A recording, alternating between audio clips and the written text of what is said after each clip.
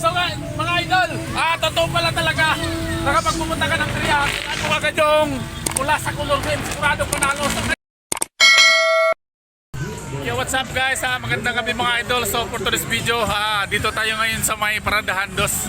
So ngayon ang gagawin ko ngayon, subukan natin guys, try natin yung napanood natin sa video na pag pumunta ka ng Triac, hanapin mo kagad yung color game, tapos tayaan mo kagad yung pula.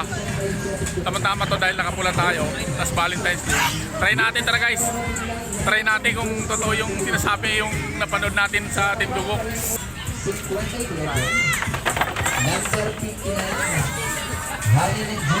Try lang natin to guys, try lang natin. Yung mga nakarating lang, halina po sa pwesto. Ganun po ang maulisan sa dito. Sa tapatan po ng Wala natin subukan kung talagang totoo yung napanood natin. Bilang bola, numero 11. Halo, wala sa... So guys, pula tayo guys, sa pula tayo. Yun, know? Sa tapat po ng B, 8 pinato. Number 8 sa B, numero 8 po naman.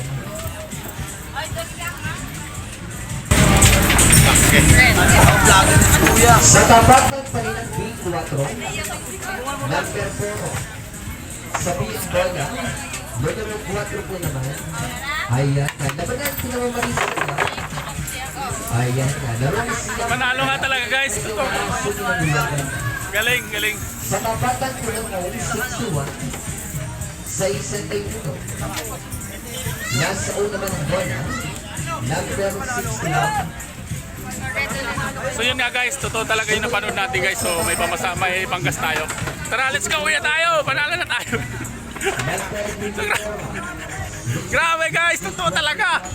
Yung napanood natin sa vlog na pagdating mo ng peryahan tapos makita mo yung color game, kaya mo kagad yung pula, sigurado panalo ka. So ito nga, panalo tayo.